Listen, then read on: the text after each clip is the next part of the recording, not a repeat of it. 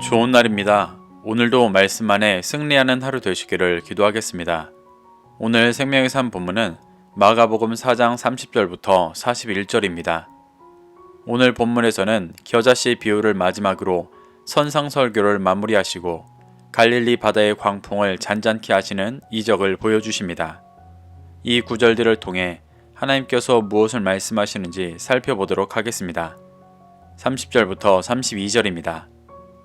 또 이르시되 우리가 하나님의 나라를 어떻게 비교하며 또 무슨 비유로 나타낼까?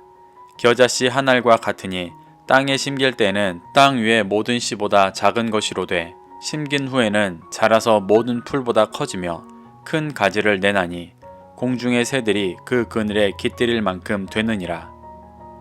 예수님은 갈릴리 선상의 마지막 비유로 겨자씨 비유를 말씀해 주셨습니다. 예수님께서 하나님의 나라로 비유하신 겨자씨는 실제로 아주 작은 씨앗입니다. 예수님께서 하나님 나라를 작은 겨자씨로 비유하신 이유는 작은 것이 모든 풀들보다 커져 큰 가지를 내고 공중의 새들이 그 그늘에 깃들일 만큼 커지기 때문이라고 말씀하셨습니다. 여기서 작은 겨자씨는 말씀 앞에 철저하게 깨어주고 부서진 작은 자를 뜻합니다. 그리고 모든 풀은 이 세상의 모든 헛된 가르침과 헛된 진리를 뜻합니다. 당시 이스라엘은 유대교라는 헛된 율법에 갇혀 있었습니다. 천국은 이 모든 풀을 넘어 진리의 가치로 모든 이들을 그늘에 깃들게 하는 것이라고 말씀하시는 것입니다. 사도 바울은 작은 겨자씨의 모습을 잘 보여줍니다. 바울은 에베소서 3장 8절에서 자신에 대해 지극히 작은 자보다 더 작은 자라고 표현했었습니다. 이것이 말씀 앞에 자신의 죄성을 철저히 깨달아 육신의 헛된 것이 모두 부서진 작은 자의 고백입니다. 이렇게 깨어진 바울은 하나님께서 자신을 통해 그리스도의 풍성함을 이방인에게 전하시고 비밀의 경륜을 드러내신다고 고백했었습니다. 이것이 큰 풀이 되고 큰 가지를 내어 공중의 새들이 그 그늘에 깃들게 하는 겨자씨의 모습입니다. 겨자씨의 가장 완전한 본을 보여주신 분은 예수님이십니다. 예수님은 하나님이시면서 가장 낮은 자리로 오셨습니다. 그리고 죄인을 구원하시기 위해 생명까지 주셨습니다. 그런 예수님의 희생 덕에 우리는 그분의 그늘 아래 머물며 진리의 길을 듣고 있습니다. 예수님은 제자들에게 겨자씨 비유를 통해 제자들 또한 이러한 삶을 살아갈 것을 도전하고 계시는 것입니다. 33절부터 34절입니다. 예수께서 이러한 비유로 그들이 알아들을 수 있는 대로 말씀을 가르치시되 비유가 아니면 말씀하지 아니하시고 다만 혼자 계실 때에 그 제자들에게 모든 것을 해석하시더라. 예수님은 선상에서의 가르침을 마무리하셨습니다. 마가는 예수님께서 그들이 알아들을 수 있는 대로 말씀을 가르치셨다고 기록하고 있습니다. 여기서 그들은 각자의 소망을 가지고 예수님께로 나아온 무리들을 뜻합니다. 예수님은 그들을 사랑하셔서 그들이 이해할 수 있는 대로 진리를 설명해 주신 것입니다. 그리고 34절에서 혼자 계실 때 그 제자들에게는 모든 비유를 해석해 주셨다고 기록하고 있습니다. 이는 12절에서 말씀하셨던 것처럼 무리들은 그 중심에 자신의 소망들이 꽉 차 있어 아직 진리를 해석해 줘도 깨닫지 못하기 때문에 제자들에게 먼저 해석해 주신 것입니다. 이렇게 예수님은 각자가 온전히 구원의 길을 걸어갈 수 있도록 인도해 주신 것입니다. 35절부터 36절입니다. 그날 저물 때 제자들에게 이르시되 우리가 저편으로 건너가자 하시니 그들이 무리를 떠나 예수를 배에 계신 그대로 모시고 가매 다른 배들도 함께 하더니 35절에서 말하는 그날은 앞선 절에서 비유로 가르치셨던 날을 말합니다. 마가는 이렇게 쉴 틈 없이 영혼들을 구원하시기 위해 애쓰셨던 종된 예수님의 모습을 계속해서 강조하고 있습니다. 예수님은 비유를 가르치시고 날이 저물 때가 되자 제자들에게 저편으로 건너가자고 하셨습니다. 여기서 저편은 갈릴리 동쪽 데가볼리 지방으로 이방 지역이었습니다. 지금까지 갈릴리 서쪽에 있는 가버나움에서 사역을 하시다가 이방 지역으로 가시는 모습을 보여주고 계십니다. 예수님은 유대인들에게만 복음을 전하신 것이 아니라 갈릴리 인근 이방 지역까지 다니시며 복음을 전하셨습니다. 이는 모든 죄인을 구원하시기 위해 오신 예수님의 모습을 잘 보여주는 것입니다. 예수님은 선상 설교를 하시던 배에 그대로 계신 채로 대가블리 쪽으로 가셨습니다. 그때 다른 배들도 함께 했다고 기록하고 있는데, 이는 각자의 소망을 가지고 예수님을 쫓아온 무리들이 아니라 제자들과 예수님의 말씀을 믿고 따르던 자들이었습니다. 37절부터 38절입니다. 큰 광풍이 일어나며 물결이 배에 부딪혀 들어와 배에 가득하게 되었더라.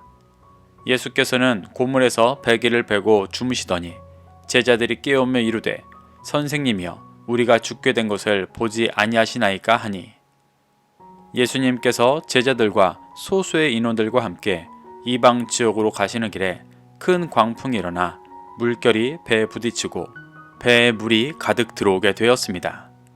여기서 큰 광풍은 이방의 복음을 전하고 자유케 하러 가시는 진리 앞을 가로막는 환란과 세상의 공격이었습니다. 마가복음의 1차 독자였던 로마 그리스도인들에게 이 모습이 큰 의미가 있었을 것입니다.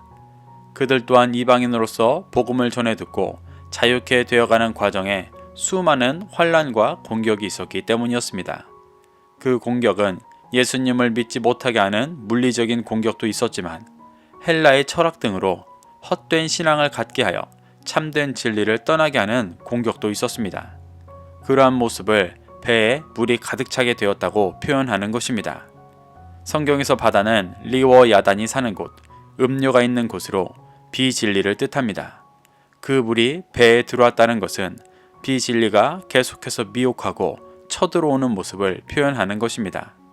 이 모습은 로마 교회의 영적인 문제이기도 했고 아직 장성하지 못했던 예수님의 제자들의 모습이기도 했습니다.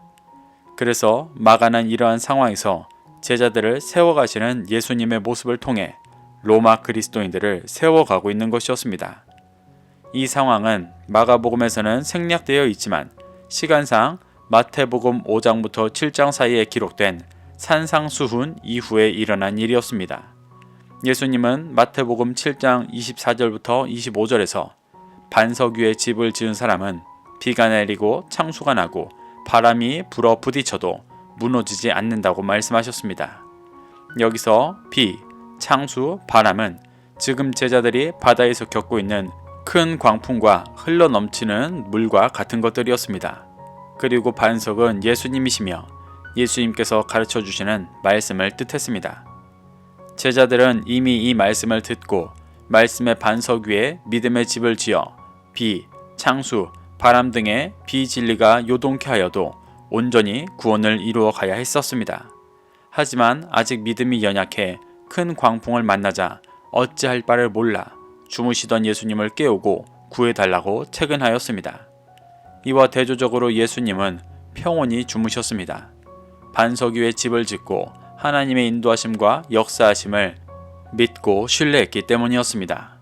바울은 훗날 고린도후서 4장 17절부터 18절에서 예수님과 같은 믿음으로 잠시의 환난은 가벼운 것이고 영원한 영광이 무거운 것이라고 말했었습니다. 그러며 큰 광풍과 같이 보이는 것으로 위협하는 환난에 주목하지 말고 보이지 않는 영원한 영광에 주목해 살아야 한다고 말했었습니다. 이것이 배에서 주무시고 계셨던 예수님의 믿음의 모습이셨습니다. 39절부터 41절입니다. 예수께서 깨어 바람을 꾸짖으시며 바다더러 이르시되 잠잠하라 고요하라 하시니 바람이 그치고 아주 잔잔하여 지더라. 이에 제자들에게 이르시되 어찌하여 이렇게 무서워하느냐 너희가 어찌 믿음이 없느냐 하시니 그들이 심히 두려워하여 서로 말하되 그가 누구에게 바람과 바다도 순종하는가 하였더라. 예수님은 두려워하며 자신에게 도움을 청하는 제자들을 보시고 깨어 바람을 꾸짖으셨습니다.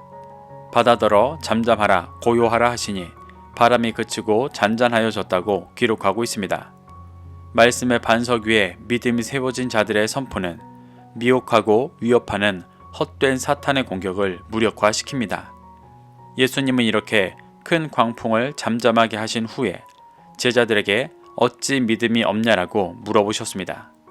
이는 산상수훈에서 가르치신 대로 말씀의 반석 위에 서서 보이지 않는 영원한 영광에 주목해야 하는데 여전히 세상의 환난과 공격 등 보이는 것에 미혹되어 구원의 길을 온전히 가지 못하는 모습에 대한 책망이셨습니다.